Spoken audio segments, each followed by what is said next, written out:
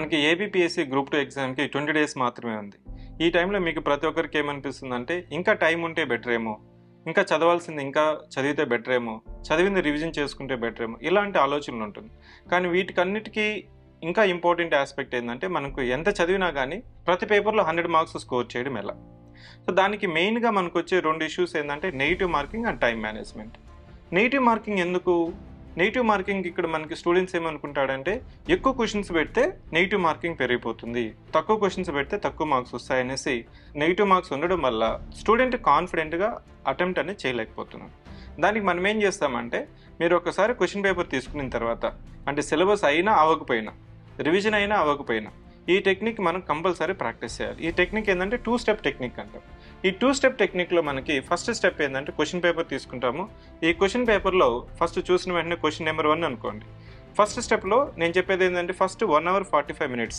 First 1 hour 45 minutes మనం ఏం చేస్తామంటే ఫస్ట్ క్వశ్చన్ చూస్తాం. ఫస్ట్ క్వశ్చన్ చూసినప్పుడు మీకు ఆన్సర్ తెలుసు అనుకోండి, ఆన్సర్ టిక్ చేసుకుంటాము, ఆ ఓఎంఆర్లో సైమల్టేనియస్గా బబుల్ చేస్తాం. క్వశ్చన్ నెంబర్ 2లో మీకు 2 ఆప్షన్స్ని ఎలిమినేట్ చేస్తాం. 2 ఆప్షన్స్ మధ్య కన్ఫ్యూజ్ అవుతున్నాం. ఇక్కడ జనరల్గా స్టూడెంట్ చేసే మిస్టేక్ ఏంటంటే ఈ 2 ఆప్షన్స్లో మనం గుర్తు తెచ్చుకున్నట్టు మనకు తెలిసిందంతా ఒకసారి అప్లై చేసుకొని రైట్ ఆన్సర్ పెట్టడానికి ట్రై చేస్తాం. ఈ ప్రొసీజర్ కానీ మీరు కానీ చేసినట్లయితే మీకు టైం వేస్ట్ అయిపోతుంది. ఈ 2.5 hours మనం 150 క్వశ్చన్స్ చదివి అటెంప్ట్ చేయడానికి కూడా టైం సరిపోదు. ఇక్కడ ఏం చేస్తామంటే 2 ఆప్షన్స్ ఎలిమినేట్ చేస్తాం, 2 ఆప్షన్స్ని మనం మార్క్ చేసుకుంటాం. అంటే ఏబిసిడిలో సిడి ఎలిమినేట్ చేస్తామనుకుని ఏబి మధ్య మీరు కన్ఫ్యూజ్ అవుతున్నారు అంతే.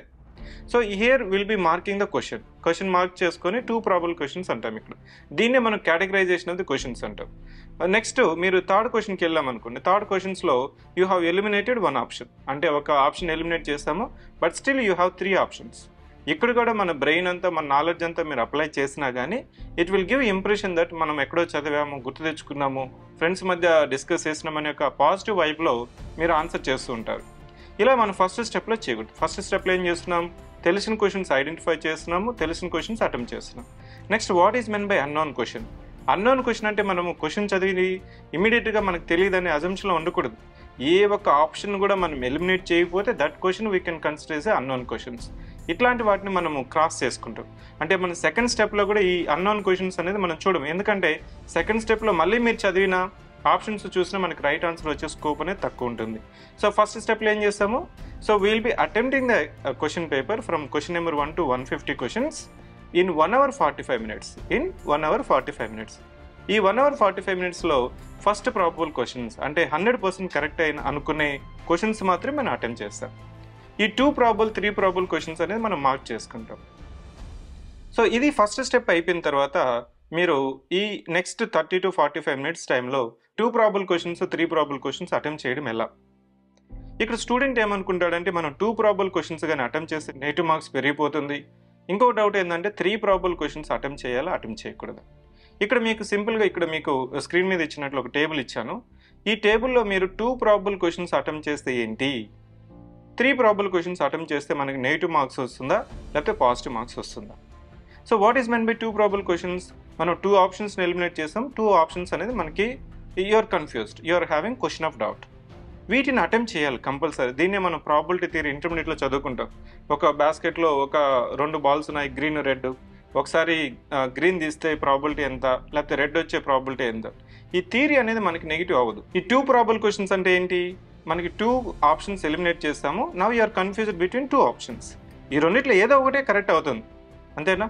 ఈ 2 ప్రాబబుల్ క్వశ్చన్స్ మనకి క్వశ్చన్ పేపర్ మొత్తంగానే అటెంప్ట్ చేస్తే ఒక అబోవ్ యావరేజ్ స్టూడెంట్కి 150 క్వశ్చన్స్లో unknown questions around 15 to 20 questions ఉంటాయి. 15 to 20 క్వశ్చన్స్ ఉంటాయి. You should not worry about this 15 to 20 questions. అదే 3 ప్రాబబుల్ క్వశ్చన్స్ మనకి 9 నుంచి 12 క్వశ్చన్స్ వచ్చే ఛాన్స్ అనేది ఉంటుంది. 2 ప్రాబబుల్ క్వశ్చన్స్ మనకి 40 to 30 క్వశ్చన్స్ అనేది ఉంటుంది. రిమైనింగ్ 100% కరెక్ట్ అనుకునే క్వశ్చన్స్ మనకి 90 to 100 మధ్యలో ఉండే స్కోప్ ఉంటుంది. సో దీన్ని బట్టి మనం కానీ ఈ లాజిక్ అని అప్లై చేస్తే మీ స్క్రీన్ మీద చూసినట్లయితే మీకు కంపల్సరీ మనకి 92+ ఆల్వేస్ అనే పాసిబిలిటీ అనేది మీకు కంపల్సరీ వస్తుంది. కానీ ఈ టెక్నిక్ మనము ప్రాక్టీస్ చేస్తేనే మీరు క్వశ్చన్ పేపర్ కమెంట్ చేయగలుగుతాం. లేకపోతే ఏమవుతుందంటే మీరు ఫస్ట్ క్వశ్చన్ నుంచి లాస్ట్ క్వశ్చన్కి తెలిసిన క్వశ్చన్సే పెడతాను, తెలియని క్వశ్చన్స్ వదిలేస్తాను, లేకపోతే తెలియని క్వశ్చన్స్ గెస్ చేసి పెడతాను.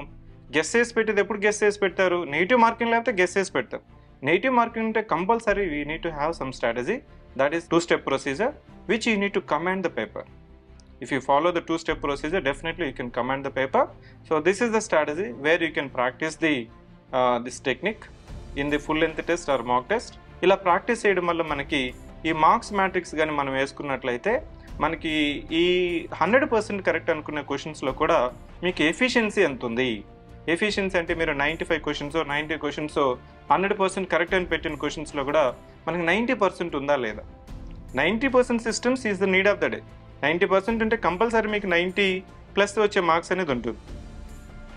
Okay, so if you follow this strategy definitely you can score 100+ in each paper and you will get into the APPSC Group 2 service list.